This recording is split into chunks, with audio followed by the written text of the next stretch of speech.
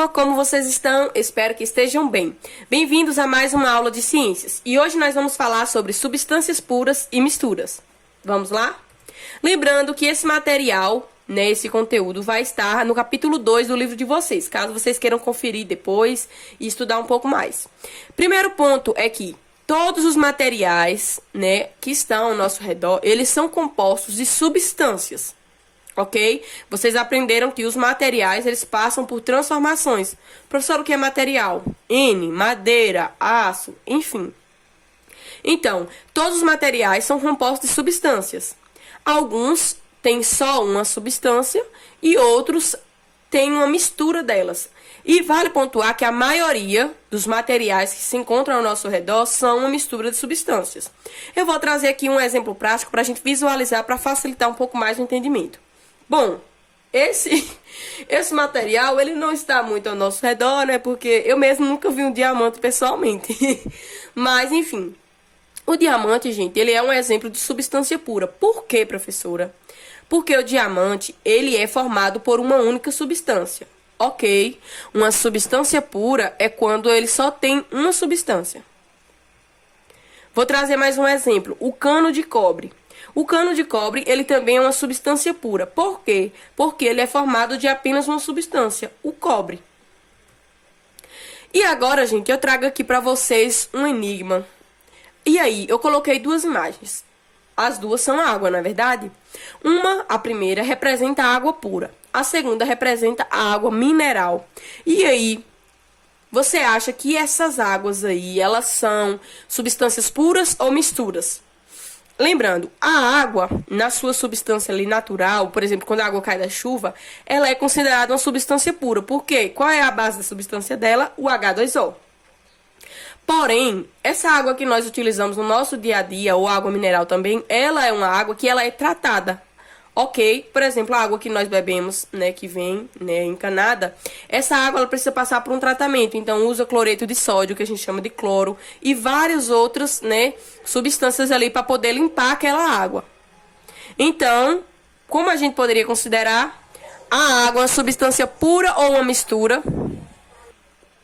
Então, gente, a água, na sua ali pura, ela é uma substância pura. Ok? Ela é formada apenas de H2O. Mas se nós nos referirmos à água, uma água mineral ou a água que nós usamos aqui no nosso dia a dia, ela seria uma mistura. Por quê? Porque ali já é adicionado outro material. Não é só água, adiciona cloro, adiciona outros materiais para limpar essa água. Ok, gente? Vamos prosseguir? O segundo tipo é as misturas, ou seja, nós temos as substâncias puras e as misturas.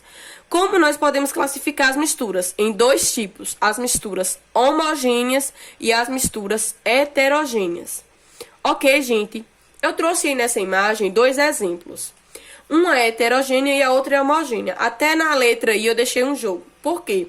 Na mistura homogênea, os materiais, eles se juntam de uma forma que você não percebe que tem outra coisa ali. Por exemplo, na imagem aí, esse segundo copo, ele tem sal. Mas você tá vendo sal aí? Não. Por quê? Porque é uma mistura homogênea. Ou seja, quando eles são diluídos, quando eles são misturados, a gente não percebe a diferença. Ok? Então, eles se tornam homogêneos. É como se fosse apenas um. E já a mistura heterogênea, a gente consegue perceber a diferença deles, ok? Eu trouxe aí um exemplo para vocês, que a gente até utilizou na nossa aula de experimento de ciências, que é a água com óleo. Por quê? O óleo, ele é mais denso que a água. Por esse motivo, ele não se mistura. Você percebe que se você for fazer um macarrão e você joga o óleo, ele fica com aquelas bolinhas espalhadas, mas ele não se mistura. Você percebe que o óleo está ali, ok? Na mistura homogênea, eu não consigo praticamente perceber a diferença. Na mistura heterogênea, eu consigo perceber que há os materiais ali. Ok? Vamos lá? Então, focando nas misturas heterogêneas, eu trouxe exemplo aí bem do dia a dia. Aquele feijão com arroz. Esse caso aí é quando a gente não mistura. Mas mesmo que a gente misturar ali com a colher esses dois alimentos, eu consigo perceber que tem arroz e que tem feijão? Sim. Então, essa mistura é uma mistura heterogênea. Por quê? Porque eu consigo perceber que há diferentes materiais. Nesse caso, o arroz e o feijão.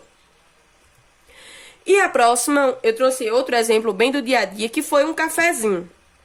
Se você olha para essa imagem, assim, obviamente a gente sabe que um café tem açúcar, né? Na maioria deles.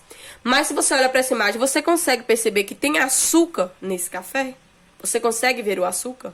Não, por quê? Porque ele está diluído, de forma que a gente não percebe. A gente vê o café. Então, esse café, ele é considerado uma mistura homogênea. Por quê?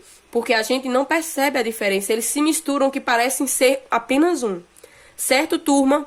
Agora, vocês vão receber aí uma atividade para exercitar no livro didático de vocês. Caso você sinta necessidade, pode rever essa aula quantas vezes necessitar. Certo? Bons estudos!